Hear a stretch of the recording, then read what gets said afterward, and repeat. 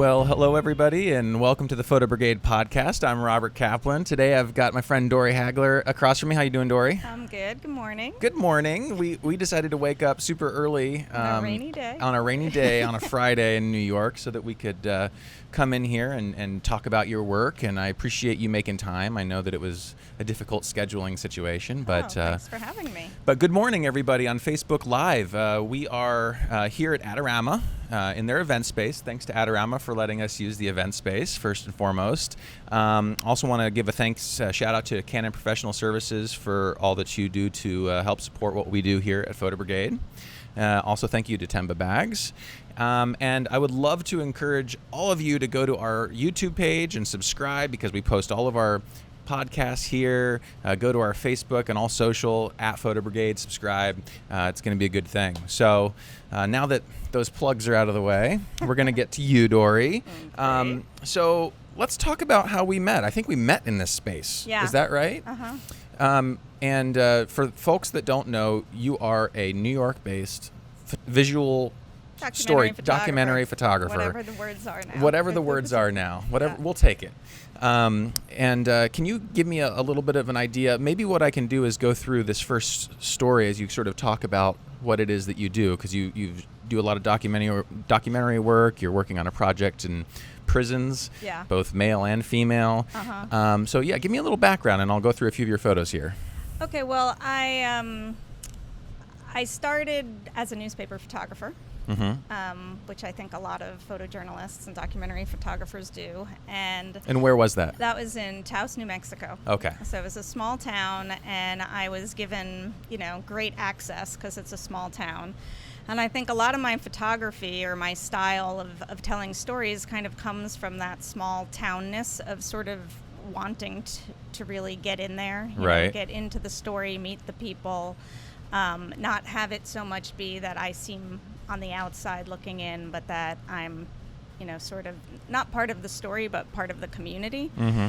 And the prison work kind of it wasn't something that I went seeking, but the first time I was in a prison, it was the New Mexico State Penitentiary, and Okay. I was there for a story, and it was a maximum security prison, and I was told I wasn't going to be able to take any pictures of the prisoners, and then it wound up that I was able to take pictures of the prisoners, and the photo editor and the art director were like, "How did that happen?" And I said, "Well, I just asked." You just asked, yeah. Yeah, I I mean, just asked. The funny thing, and I can agree with you on that, is half the time PR people will say, "Oh, you're not going to be able to do this. It's never going to happen." And you go, and it's, sometimes they just want to give you a hard time. Yeah, I mean, they just said, "Well, you have to ask the prisoners." And I said, "Okay." Okay, no problem. So I asked, one of the Yeah. prisoners, and he was happy to have his picture taken. Uh-huh. It was a little bit different in this case, and this was in Graterford, Pennsylvania, and I was there on an assignment with Tina Brown. It was she does a criminal justice summit every year, or has for the last 2 years at the John Jay School here. And so I toured the facility with her. And you can see from the photos, I'm not allowed to show anybody's face in a recognizable way. No tattoos, no scars. So there's a lot of silhouettes, backs of heads cut off. Right.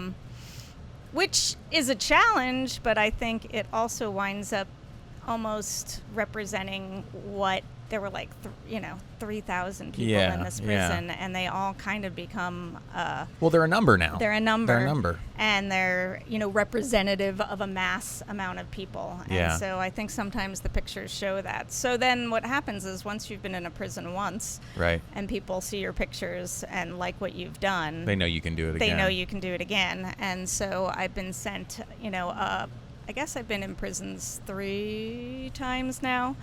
But what happened after I did this Graterford thing is a lot of, I went to my first photo portfolio review. I had never done that before. I was always just kind of trying to meet editors on my own, and I went, and this body of work really seemed to speak to people. Yeah. And so, because not many people get that kind of access. No, I mean, a lot of people don't, and I don't know. Again, I don't know if it's just being in the right place at the right time. Right, and sometimes it is. Sometimes it is. But you put yourself in those positions. Yeah, I put myself in those positions, and when I'm there, I mean, this body of work is, even larger, and I was only there, like, able to photograph maybe 4 hours. Right. So it wasn't like I had a month of going back and seeing my work, and it wasn't Right. like one of those long-term photo Sure, essays. sure. And so I think on the spot in a pressure situation with certain parameters and goals, I'm actually really good. And so, like when it's almost like the less I can photograph, the more creative my brain becomes. Yeah. And how do I tell this story? It's interesting. The more pressure, I find that too, the more pressure I'm under, the more under the gun I am. Yeah, It's this was my first working with Tina Brown. This was my first, I had just moved to New York, and this was kind of my first big story. And Okay. So, but yeah. So cool. And we're going to look at a few other photos and talk more about projects you're doing, because you're continuing a project in Rikers Island here in New York. Yeah. And you're building a photography program, is that correct? Well, I'm trying. Trying to. If you can get through that red tape. Yeah, there was a lot of... So, again, it started with me just meeting someone at an event, and I heard her say that she was the programs director for the adolescent facilities Right. at Rikers. And I said, really? And I started talking to her, and I said, I've never been in a woman's prison. For all these prisons I've been in, I've never been in a woman's prison. And when you look up stories about female prisoners, there's far less media about it. And the recidivism rate is pretty big for women. And so I asked her, we started talking, and I said, look, I don't want to do like an expose about Rikers. There's been plenty. But it sounds like what you're doing in Rikers is pretty interesting, and you're really trying to protect these young people. Yeah. And that in some ways, some of them might be safer in prison than out of prison, Yeah. from what she was telling me, which Yeah. is, That's interesting. Haunting. That's interesting. I can't even imagine what it would be like to be in prison and so on. So you're basically going through. This is you. That's me. That's working one. it. Yeah. So. And what you're trying to do is work with some of these inmates to build their own portfolios, essentially, give them something to do while they're in. Yeah, give them something to do, but also give them a way to tell their own story. So another project that I had started recently was about women. It's called Me&Eve, and I do profiles about women. And what I realized is I can't do profiles on these women because I can't photograph them. Is the reason why you can't photograph them because the government won't let you? Or, the prison won't let you? Is that basically what it is? Yeah, the prison won't let me because but then the prison sometimes does, because I don't know if you saw a few weeks ago in the New York Times, a photographer had been given access to take pictures of the last young people who had done solitary, because they're closing down their solitary confinement situation. So basically I was told, hey, yeah, I wanted to tell a story. They said, why don't you come and teach? And I was like, okay, you want me to teach? I can, you will let me come in with cameras and teach photography. And they said yes. That's super interesting. And they said, we have no money. We have no money, yeah. And so Adorama was awesome. Yeah. And they gave me all of this brand new Sony equipment. And there was lots of red tape and lots of going in and out, and me trying to negotiate what pictures I was allowed to use or even give to Adorama, and what pictures these prisoners were allowed to, or the students, I should say, are allowed to have. Like, can I even print them a portfolio? And so eventually what happened is I was only allowed in once with cameras. Once. Once. And I wasn't allowed, none of the women were supposed to be photographing each other, in a recognizable way. So one of the, students took this, but I thought I was going to be in there for 6 weeks. And so I wanted to put the cameras in their hands right away, which I did. And then for the last 4 weeks, I've been teaching, well, actually I've done it 3 more times, teaching just like concepts of photography. Interesting. And the women aren't coming anymore, Because there's no cameras. Because there's no cameras. It's like teaching a cooking class without food.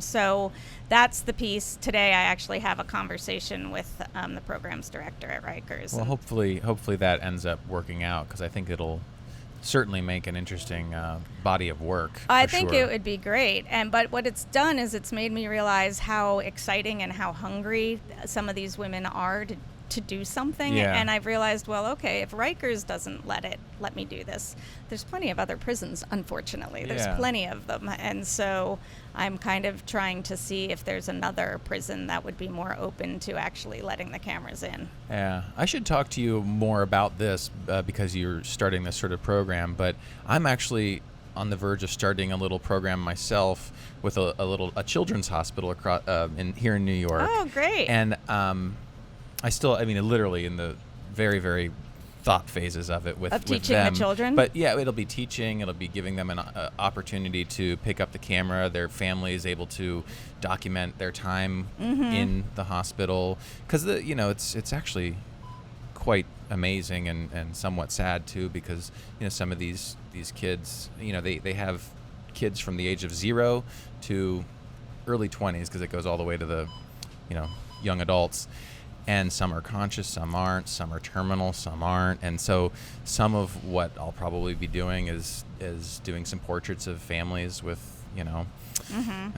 terminal kids and vice versa, because they have these child life specialists that work with the adults as well, because adults are in palliative care and they have children as well. So they, come down and are part of this whole community. And I ended up shooting something randomly, and I was just so inspired by this program that they don't have a photo program, but they have an art program. And I just thought, oh man, it'd be so amazing to get a photo program together with all the contacts you and I have. What I mean? It's just I think that there's something really therapeutic about a camera. That's not to say that other art forms aren't therapeutic. Sure, yeah. But this idea of seeing each other or seeing ourselves is really, I think, powerful. Yeah. Especially for, in this case, a population that's essentially invisible. Right.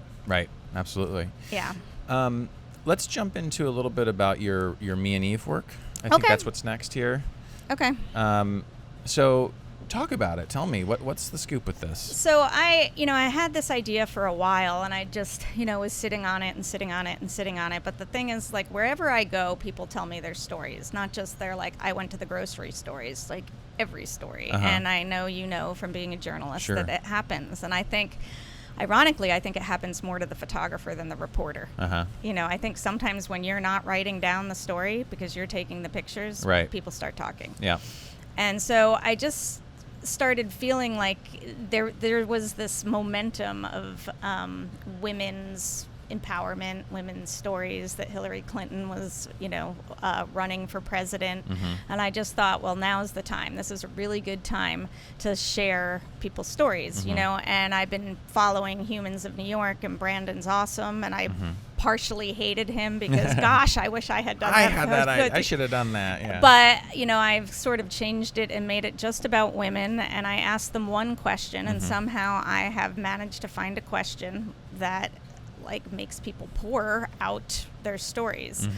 And so I've been doing this wherever. So I was invited to the State of the Women Summit in DC about a month ago, and I photographed women who were attending there, and I do it on the streets of New York. And sometimes if I'm on an assignment and I'm just photographing someone and I hear their story, I'm like, hey, would you mind being a part of this? So I feel like I'm collecting just a bunch of stories that makes it so that each individual woman isn't just one story. It's kind of all these stories. Right. And they're short, it's one question, and they I think it's more of a connector, and I think that's what I'm trying to do And so it's random. You could be in a bathroom. Yeah, I was at a meeting, and I went to the bathroom, and I saw this woman with a great smile in the hallway, and I ran back to get my camera, and she was in the men's room cleaning the sink, yeah. Yeah, and I went in, and she spoke Spanish, and I speak Spanish, and I told her about the project, and I asked her if she'd be willing to do it, and she said yes. With this particular woman, I asked her, I'd never met her before, I asked her one question, and she tells me that, when she was a little girl, she had been, sexually assaulted. And tells people me the just story. Open up to you. Yeah. In a men's room. In a no men's less. room, and she doesn't know me. She's got this beautiful smile. Yeah. And she just tells me this story, and I feel like in some ways what I didn't realize was going to happen from this project, like an outcome that was unexpected, was that just me asking them the question, it's almost like they've been waiting their whole life for somebody to see them and hear them. Yeah. And so I think just the 10 minutes, 5 minutes that I spend with someone is something helpful for them, right. which wasn't what my initial goal was, but is sort of a nice outcome that I feel like I'm giving somebody something every time I do this. Right. That's amazing.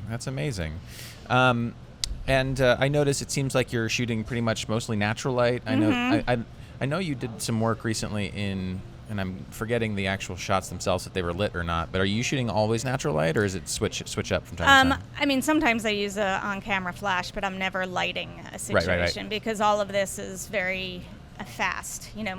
Most women are very busy. They don't have 20, 30 minutes for me to set up lights. So it's usually, people when I see them, and I just... And is it, what attracts you to these subjects of yours?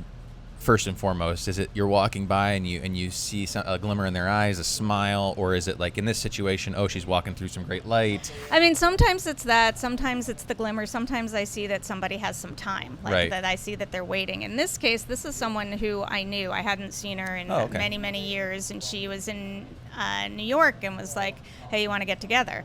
And she's someone who had been in a workshop of mine and was considering dropping out of nursing school to become a photographer. Oh, right. And I remember very clearly telling her, finish nursing school. We need more nurses is what we need. We don't need more photographers. I said, if afterwards you want to, but she has this really wonderful story. She's from Shiprock, New Mexico.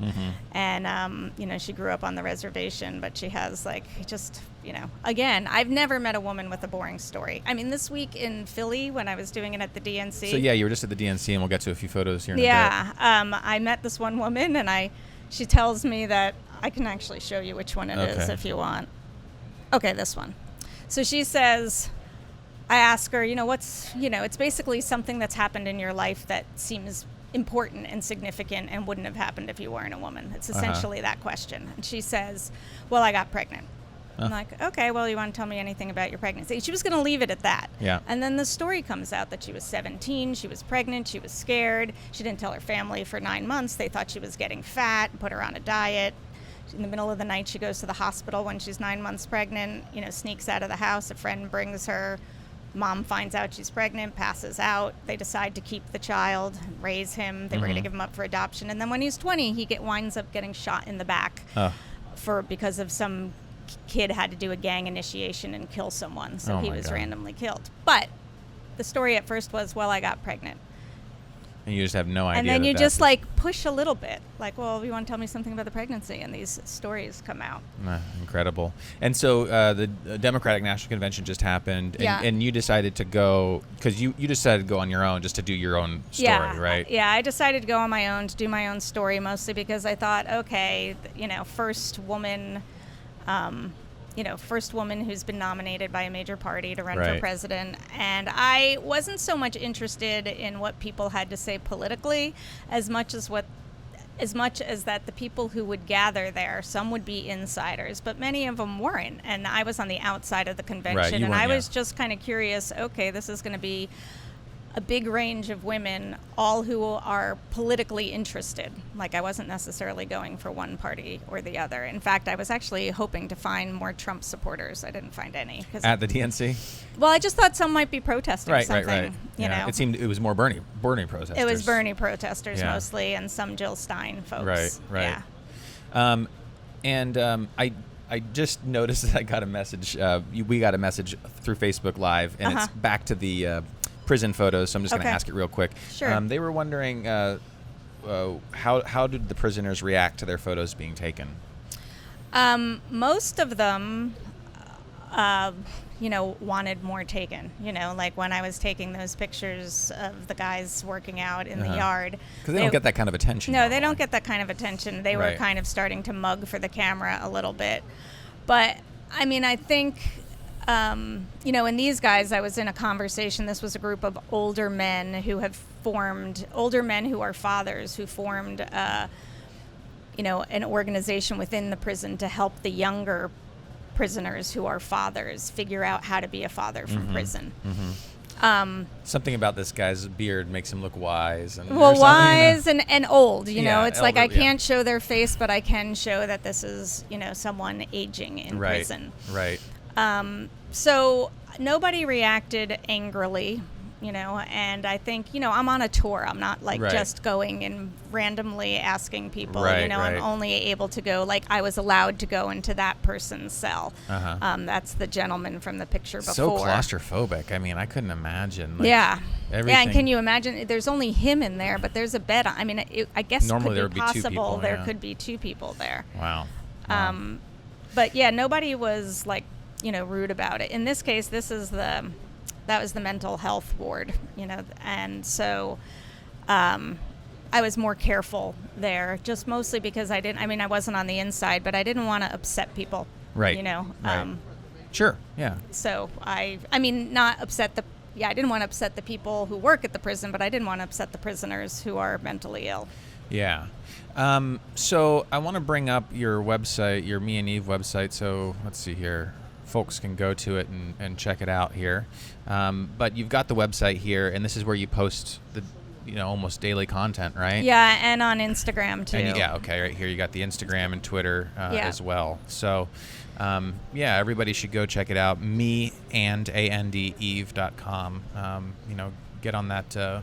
Yeah, so I've been posting mostly daily through the DNC. I've been posting, maybe 3 or 4 women a day. I had been doing 1 a day, but I have a backlog of so many women that I've photographed and interviewed that I've decided to start, posting more than 1 a day. Right. Yeah. Okay. Excuse me. Also, if you know anyone who you think would be a great me&Eve person, I mean, like I said, everyone's got a great story, but get in touch. Like if there's someone where you're like, oh, my mom or my aunt or my sister or my boss. You're always looking for subjects. I'm always looking for, I find them randomly, but it's, people have suggested people to me and I'm being like, oh yeah, I know why they suggested that person. Very cool. Very cool. So let's move on a little bit. Oh, by the way, before I've been going kind of randomly through this talk. Usually I start early on, but before you were working in newspapers in New Mexico, did you go to school for photography? Are you self-taught? What's your background in that regard? So I went to school. I studied filmmaking and political science. Oh, okay. And I really probably should have studied journalism. I was sort of like making a journalism program for myself, but I was more interested in documentaries and filmmaking. Yeah. But after college, the program that I was in was mostly about features, and not so much about documentaries. And so all the internships that we did were on like feature films or television shows. And I wasn't so interested in that. And I became a little bit disillusioned and wondering, okay, how am I going to start making documentaries? Right. And at that same time, I decided to go to the Peace Corps. Oh, wow. So I went to the Peace Corps, and while I was in the Peace Corps, I only had a still camera. Okay. I didn't have like a Video film. studio, And back then it was film, like film. Yeah. And so I just took a lot of pictures while I was there and started liking the medium. I started liking that medium of realizing it doesn't have to talk and move. Yeah. I think it's almost harder. Sure. It's a challenge to try to get it all in 10 pictures, an entire story that maybe 2 minutes of video would tell it much. Right. 2 minutes of video is like thousands of still photos. Yes, exactly. So when I got back, a friend of mine, I visited New Mexico once while I was in Peace Corps, went back to the States, visited a friend of mine who was a photojournalist, put a camera in my hand. He was covering the fiestas in Santa Fe. Said, here, go shoot. And I shot and gave him the film, and like a month or 2 later I actually got a photograph in the mail in New Mexico. It's a really cool shot that I had taken of a woman's feet spinning with this flamenco dress on, and with a little note from him that said, I wish I could shoot like this. And I was like, so when I got back, I decided that I wanted to become a photojournalist, and he was a little frustrated journalist when I got back, so he introduced me to somebody. I've just been the product of a lot of generous other photojournalists. And I think that that's one of the great things about our community, the photojournalism community. It is so small. I always talk about, if you think of photography as a whole, as a pie chart, photojournalism is just this tiny little wedge. And everybody knows somebody. Everyone knows somebody or somebody that knows somebody and can connect you. So it's all about giving back, and that's what you're doing now. You're you have events, you're doing, talking here. You're always just giving back. You seem like just a really good person, which is really fun. Thanks. Really nice. Yeah, no, I do feel fortunate of all the people who have given to me, and kind of lifted me up. And, I was teaching a class here a series of Let Me Save You the Trouble, because I feel like I've been doing this for 20 years. There's so many things I would do differently. And I have this one young woman who's a kind of up and coming photojournalist who will ask me questions, and I'll have the answer immediately. And I always say, God, I wish I had a me. Oh, yeah. When I was, It's amazing what the ability, especially now online, because that's kind of what this whole podcast started out as, is me living here in New York. And because so many of my colleagues and friends would come through New York, I would meet with them Starbucks or whatever, and we would talk like this about the industry, about our careers, about what's going on. And I'm like, man, we just need to start recording these conversations because people can get lots of good information out of this, right. So it's like the me&Eve. Exactly. It's like women. Exactly. So that's great. I want to bounce back over to your next story here, New Mexico. And I notice a lot of your work is black and white. Were you shooting black and white? Do you tend to shoot color and then change it to black and white? What's your process? Well, this project is actually shot on film. I started it on film, and so I finished it on film. And I was doing it for 9 years, and I did a column so I left the newspaper job, but years later I went back to them and I said, there's certain things I miss about working for this paper. And one of them is covering all of these traditions in the upper Rio Grande Valley. All these mostly Hispanic traditions was what I focused on. And so I set up a column. It was called Viewfinder, and I did a column once a month, photo essay about, some tradition of that month for, 8 years. And so I started it on film. I finished it on film. In terms of black and white, I think some stories are just, for me, better in black and white because, here you're focusing on, in this photo, you're focusing on her eyes. But if it was in color, that darker flower is red. Yeah, bright colors, and so some of the colors, especially in New Mexico where the sky is so blue and, the colors are pretty wild, you would, this was sunrise, and you'd be focused on the sun or the colors rather of the chilies that are in those buckets rather than the labor. So I think that sometimes it's just a way to focus what I want people to see and what I want them to feel. It also gives sort of a cohesiveness to a series as well. Yeah. In general, just, not...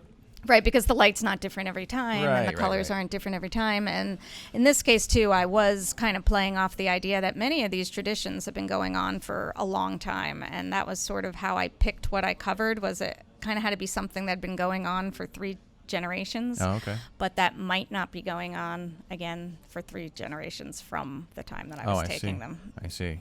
So there's like anything, this was an agricultural community, and there's a lot of that disappearing in the United States. And when you were doing these, it was a column, and were you a staffer at that point? No. No, you were a freelancer. Yeah, I was a freelancer. So you've always been a freelancer? No, I was on staff for them for a little over a year. And by them, we're saying? The Taos News. Okay. Taos News. And then after that, I was a stringer for the New Mexican, which is in Santa Fe. And then I basically became a freelancer after that. I've never had a staff position since then. Which is probably why I'm so tired.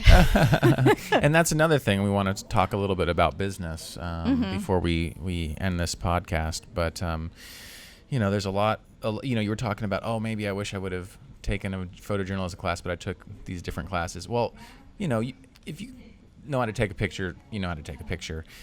Having backgrounds in different, I always tell people that want to get into it, if you want to be a freelancer, take a business class as well. Yeah, I told them the same thing. It's like, that's something I really wish that I had done. And I'm getting now into, more businesses, like this and other ventures that I'm getting into. And I'm talking to my father about business, and he goes, this is just like, basic business class. I'm like, I know, that's why I'm calling you about these things. I wish I had taken these classes, but, so it's super important. And, I'm sorry, there's still some more here, but, nowadays you are, you went out to the DNC to do your me&Eve project, but you weren't on. No, nobody paid me. Nobody was paying you. So you're doing this, and you're hard out there trying to find a client, find a place for your project and so on. Can you tell me about that difficulty of just being a good business person? Sure. I mean, I feel the same way. I tell everybody, young people, take business classes, take marketing classes, understand graphic design, even if you don't want to be a graphic designer, because you're going to have to lay stuff out all the time. Right. So it's good to have some skills. But I think the hardest part for me wasn't, taking the picture, getting the access. It's the distribution. It's the sales. Mm-hmm. It's how do you get under people's radar? Right. And okay, if you're not on the inside, I wasn't sent by Time. I wasn't sent by Huffington Post. So I'm there taking interesting pictures. But because an editor, I nearly sold them yesterday, 4 different times, but one editor who was the most interested was like, well, I wish you would have asked the women how they felt about Hillary being nominated. So it was a little bit more but so they wanted it more specific to what they wanted. And so when you're on the outside looking in, I just thought, well, if I just take a bunch of generic pictures of the DNC, there are how many photographers here taking those same exact pictures? And that's also part of the problem, is there's just so many photographers there. Yeah. I put together a list on Photo Brigade of all the that. different photographers that were posting on social during it, and I hopefully I put you on. Yeah, you did, but I wasn't posting as much as I should have been, because it's hard when you're so many running more around. photographers out there, but some were just too busy to post on their social, so I didn't put them on the list. But that's part of it. There's just such saturation of work, and most outlets either have someone there or can pull something from The AP Wire, or whatever. And they've got it, so it's in order to, and I don't know, you really have to come back with a package that's so different from everyone else's that, and they have to have the budget, and they have to have the timing. The timing has to be right. I mean, I think it's challenging. I mean, I have, like you, had to find other ways to, support my family. I haven't always been able to do it with journalism. I mean, I haven't been able to do it just with documentary photography. Right. And so I think How else do you supplement income? Well, some of it is I shoot events, so I've had I've shot weddings over the years. Yeah, me too. Bar mitzvahs, bat mitzvahs. And I started a business called Shoot the Cake a long time ago. And in New Mexico, it was very... It was good. There were a lot of people. There weren't as many wedding photographers. Here you can't throw a camera and not hit another photographer. Right. And most photographers who you hit also shoot weddings to pay their rent, because we're in New York. But everyone gets married. Everybody gets married. Yeah. So not everyone. Yeah. What am I saying? But weddings don't go away. Right. Births, weddings, deaths. Yeah, right. Those things don't go away. Mm-hmm. So I do that. I photograph. I have some clients, that I've done more storytelling, for nonprofits and foundations. Mm-hmm. Kellogg Foundation. I was a longtime photographer for a nonprofit called Coffee Kids that sent me to coffee growing regions all over Mexico and Latin America for many years. So, I've kind of had to wear many hats. Most of them have to do with photography. Right. And then sometimes, I've had a few commissions from, public art commissions. I had a big one through the state of New Mexico, that was $30,000. I don't get those that often. It'd be nice if I did. Yeah. And I've been looking more for grants and for commissions. There's a lot. That's one thing I've never gotten involved in myself, is grants. It's time consuming. It's time consuming, but I went to the Image Deconstructed workshop recently in Colorado, and there was a whole breakout session on just getting grants and different ways to do it.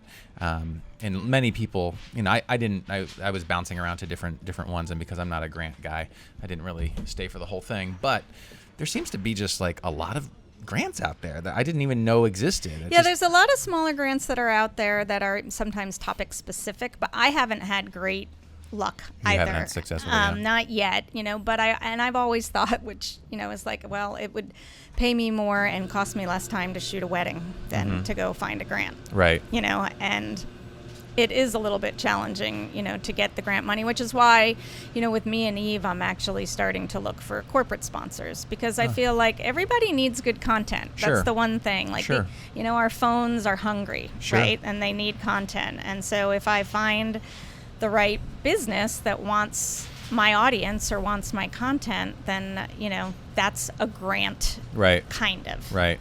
Sure.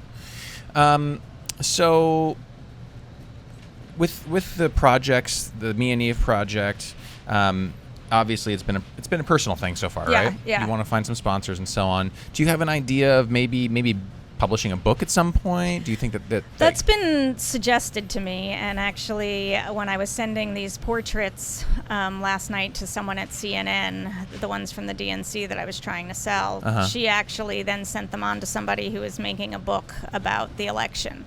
And when people read this, anybody who's interested, they said, and you're going to make a book someday, which I'd like to. Yeah. I don't know. I mean, I think that's another cost. That's it's another a cost. It's promotional, another marketing distribution thing. Yeah.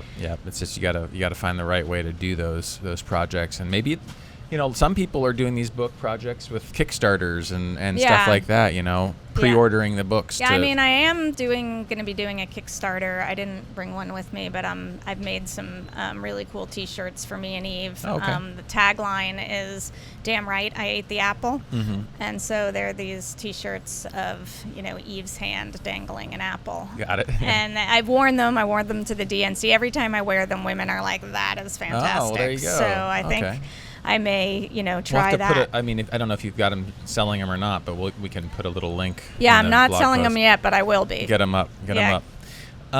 So lastly, one of the things that I did want to discuss with you, particularly because of the projects that you work on, and you were also part of a panel recently. Yeah. Visual storytelling in collaboration with Viewfind, which you are contributing photographer also to.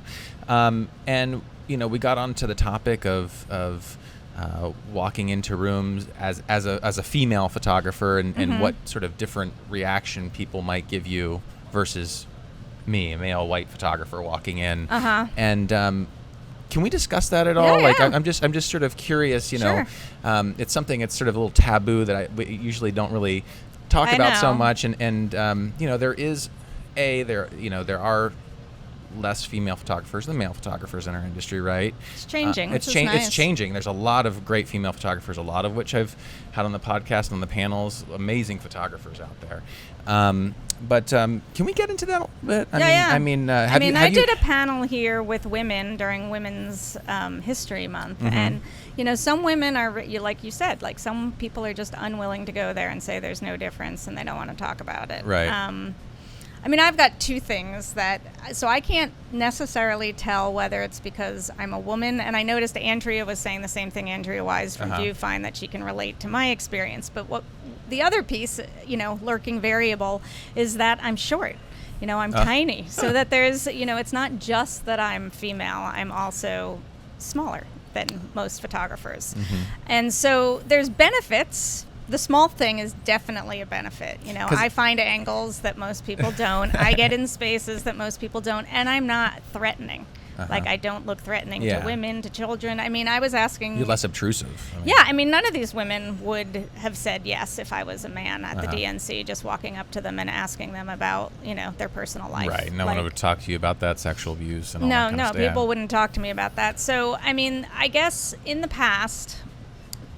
Certainly when I was working at newspapers and stringing, I definitely felt that there was this kind of, you send the guys to do certain stuff, and you send the women to do other stuff. You send the women to do the features, you send the men to do the sports, and or whatever it was, or, hard news, you send the male photographers. But it seems like it's changing. It's totally changing. That's like so I think sometimes my mentality was also, there's grooves in my brain that were set from experiences I had 15 years ago that aren't true anymore. And I have to be aware of that and go, okay, well, that's not the case anymore. But I think sometimes people will let me in. Well, I also, when I shoot, I only shoot with one camera body. I don't like having two on me. Right. So I'm just less large. And usually small, you have like mirrorless cameras usually that use no, actually for most of the time I shoot with a Canon. Oh, okay. And so and for this me&Eve it's been with that 51.2, so it's a pretty big lens. Beautiful lens, but pretty big. So it is a big camera. And then but in this store, which is kind of why I started, doing stuff at Adorama, I didn't feel the same vibe that you would get sometimes at other stores where you would ask for something and they'd be like, or I'd say, well, I need this. And so I've had people look at me and be like, well, that's not made. We don't have that. And I'd be like, yeah, look up this, there it is. There's just a questioning of my knowledge sometimes, not here. And I think, again, it is changing, but, there are gender stereotypes and gender roles. Well, I think it's important to know. I mean, there is a certain amount of privilege I have being this, white male in life. Yeah. Nevertheless, in my career, I suppose, Ruddy was talking about going into situations as a black man, and having difficulties and so on. And I can't imagine what that's like, just like I couldn't imagine what it's like to be a female walking in and have that stereotyping issue happen. So, although, I've started thinking that being a white male must not be so great right now, because you feel like the target, a little bit. Well, I'm not going to go there or anything. Yeah, no. But it's true. You do walk. I mean, also the other sort of lurking variable is just because of my coloring, and I do speak Spanish. Mm-hmm. People don't necessarily know where I'm from. Right. And I am Anglo, but I kind of blend in and fit in places, and people aren't sure. Right. So, I have that benefit too. But I think being a woman in the past was a challenge. Yeah. What I was thinking the real challenge is I think that sometimes in order to get something published, you really have to push. I've had, at least in the last 2 days, 2 places where I was like, oh my God, I feel so defeated. And then you push a little harder, and then you push a little harder. But I think sometimes for women, that pushing a little harder is uncomfortable, but necessary. Mm-hmm. That you have to push harder than maybe women have been taught they should be pushing. And I think that's maybe the gender thing that is why there's less women maybe in the top of this field, because you really got to be aggressive. It's loaded. There's so many variables to this. So anyway, just to touch into that subject, because and so on. So I think that we've gotten through most everything. And is there anything else that coming up that you want to talk about real quick, or mention? What's next? Anything next? Well, yes, trying to figure out this Rikers piece, but there's 2 projects on the horizon. One is with a halfway house in New Jersey that is with women who have who have recently given birth or who are pregnant, most of whom were homeless. Oh, okay. And so this is a home for them, and there they can live for 2 years, but while they're there, they need to be working towards a GED, getting some education, counseling. Many of these women were inmates somewhere before. Yeah. And so I'm wanting to both photograph the program as well as teach the women to photograph their children.